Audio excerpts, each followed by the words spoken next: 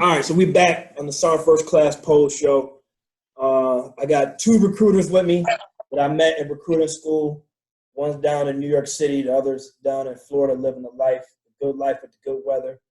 I guess we'll start with Cooke. Introduce yourself, man. All right, what's going on? Staff Sergeant Cooke, Recruiter Cooke, as everybody might know. What you want me to just say? How long I've been in the Army, or just you? What you want me to do? Yeah, where you recruiting at? How long you been there? You know the basics. All right, so I'm in right now. I'm in Tampa Battalion, but I'm actually in a small city called Port Richey. I've been recruiting now for about 4 years. About 4 years now, coming up on 4 years, or a little over 4 years. Been in the Army now for 10 years. Job in the Army is 92 Alpha Logistics, so I manage money and equipment. That's basically me as far as the recruiter goes. So RP, what about you? Hey, what's going on, everybody? Is Staff Sergeant Pimental, or Staff Sergeant P, however y'all want to call me. I'm in New York City. I'm part of Brooklyn Company, so I recruit in like Crown Heights, Bed-Stuy, Brownsville, those type of areas. You might see me in Jersey, all the other boroughs, Connecticut, doesn't matter. I go where I have to go. I've been in the Army. I just hit 9 years on the 6th of this month. Yeah, so I'm here. All right. So the first thing I'll ask, so there's kind of like this rumor out there that recruiters are liars, right? We just do what we do to get the job done. We do what we do to get that person in the Army. It's been going around for years, even before I was even in the Army. But I kind of like to believe that the nature of recruiters changed over the years, even for my recruiter, who was a great recruiter, and even to us now, and the ones that's going to come after us. So we'll start with Sergeant P down in NYC. What do you do to ensure that that type of stigma is not on your name? So with me, I try to build trust with all my applicants. Trust is the biggest thing. So I always tell people, anything I tell you, you can Google. Right now, it's different from like 15 years ago when somebody was joining. Back then, there was a lot of, you could say, lying recruiters and stuff like that, because there wasn't things like, everyone didn't have access to computers. Everyone didn't have access to the same information that we're giving out. So us as recruiters now, we're just there to give you the information, because a lot of people don't research or don't know about the Army. So the information we give you is information you can Google yourself. What about you, Sergeant Cooke? So my big thing, I'm kind of like Sergeant P here. I'm big on like rapport and stuff like that. You know, I don't want my name to be associated with lying.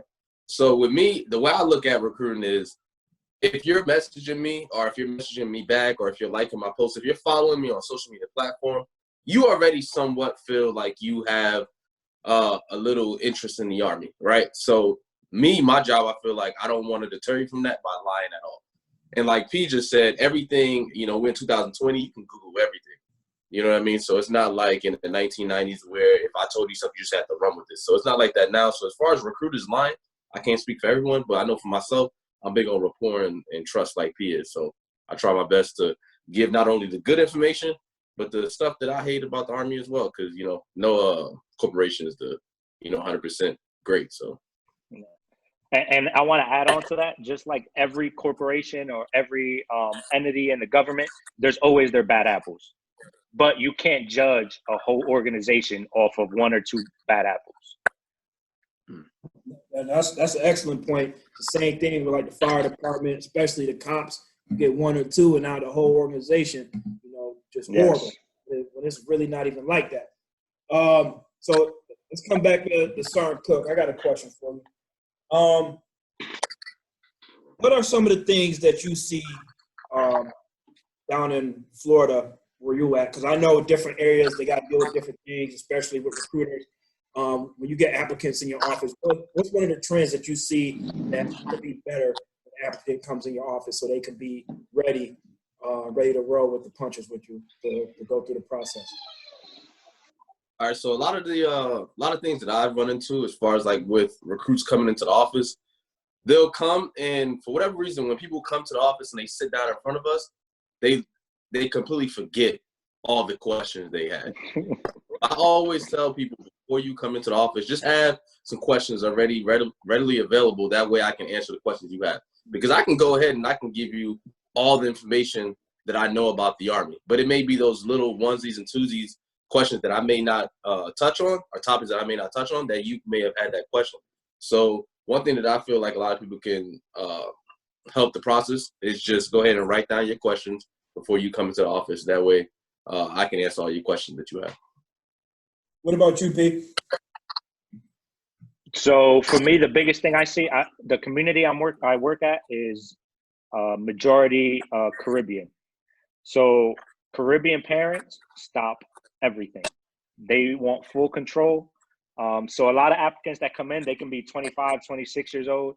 I have to convince the parents for them to join. So that's the biggest thing with me.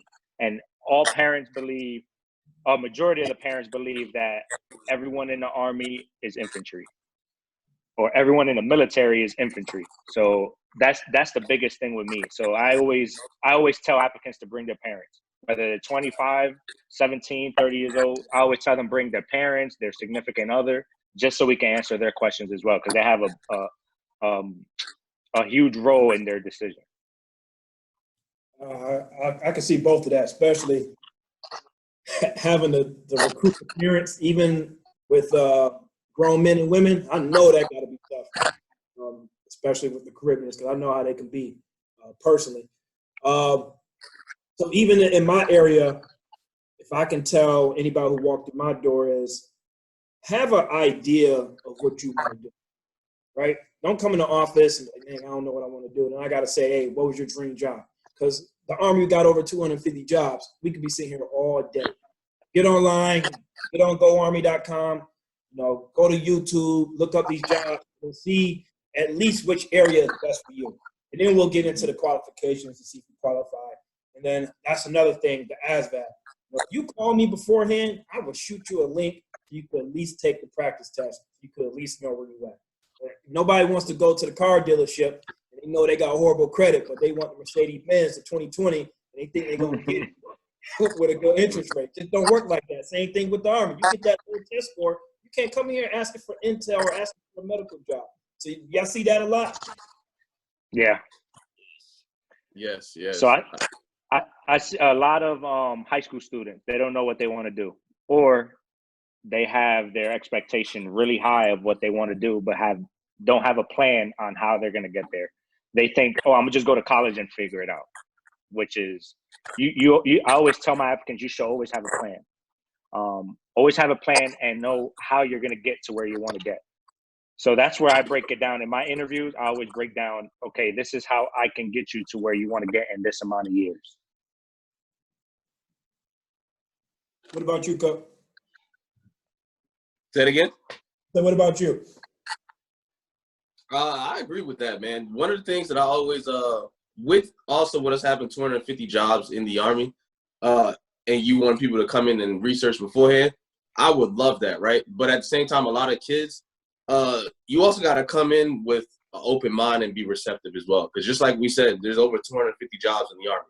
So if you're not aware of that, when you come to the office, don't sit down and just automatically come with a closed mind like, hey, oh, I don't want to do this because I automatically assume that I'm going to be out in the field all the time. Or I don't want to do this because I don't want to be sitting behind the desk all the time. You have to sit down and do our jobs and actually inform you. The only way we can inform you is if you're receptive to the information that we're given. I definitely agree. So, RP, how hard is it for the recruiter to, let's say, recruit against family members? Or they had a cousin in there, or they had a brother in there. They think they know the recruiting process. Oh, man. They might have got in 6-7 years ago. They think they just know the whole process, how it works. The applicant thinks his cousin told him. Y'all deal with that out there? I do. I deal with that a lot.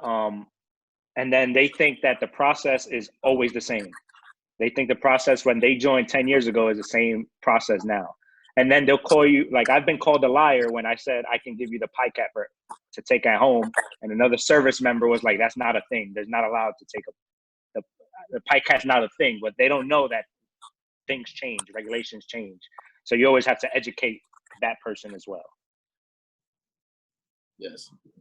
My thing that I run into with that is I run into a lot of, because the community that I work in, there's a lot of prior service people around, but a lot of them are prior service because they got kicked out of the Army, not because they wanted to leave, right? And when, just like any other job, when you get fired, you know, you go around and you say, oh, you know, it was their fault, it wasn't my fault. So I have a lot of applicants that come in there like, so I see here that you're telling me that I can get to this rank within 18 months or 24 months.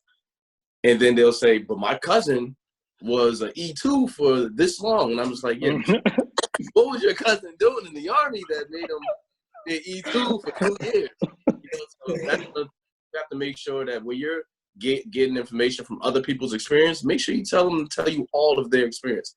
All right, because a lot of people, you know, because a lot of people get kicked out of the Army and they go out and they tell false information just because they don't want the other person know, like, hey, to be honest with you, it was my fault why I'm in the position I'm in right now. All right. I know we put. There's always two sides to the story. A different story. Yeah. Always. So a lot of the homeless in New York carry signs saying that they're prior service, veterans, all this other stuff. So I got a story about that. There's this homeless guy by my house that has a dog, and he always has a sign, prior veteran, Army, all this other stuff. So my supervisor pulled him to the side and brought him like a basket full of like goodies and stuff, you know, to try to help him out, try to help a veteran out. And we started asking him questions about where he served, what company, and you know, he straight up told us, "Hey, I was never in the Army. I'm just saying this so I get some money." Bro, my boss took everything back. What? That's crazy. But we deal with that, and then we also deal with the Vietnam era homeless. Yeah, which I always tell people the army or the military in general was not the same as it is now. Like they weren't looking out for soldiers back then. I think we could all agree to that. It was just go out there, do what you got to do. When you come back, deal with the VA. Like it's the process is completely different now, which I try to explain to everybody. If you ask the homeless veteran, hey, how much college did you complete while you were in? I bet 90% of the time they're gonna say I didn't do college at all. But if you have free education available to you, why are you getting out of the military with no college education? No excuse.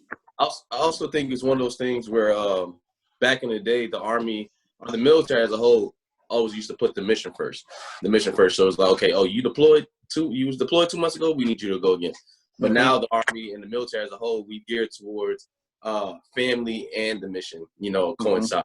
So a lot of people don't know back in the day with the Vietnam era and stuff like that, they didn't have to go through processes before they had to go ahead and redeploy or when they're coming back. So a lot of people are afraid of like PTSD and stuff like that, but they don't know that the Army has necessary steps now, you know, precautionary measures. That way you don't get PTSD and stuff like that. Yeah, that's another stigma. PTSD. You hear PTSD and they automatically think military. Yes.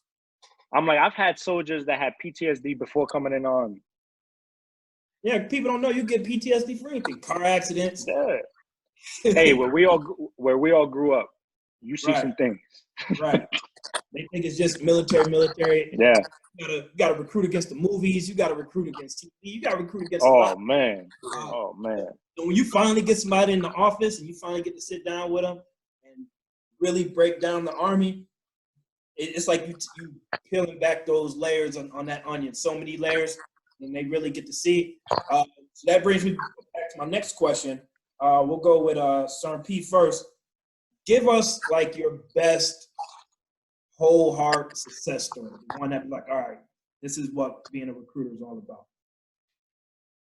So I had a homeless guy who he was in front of our office and he was always asking, you know, could I get $1 here,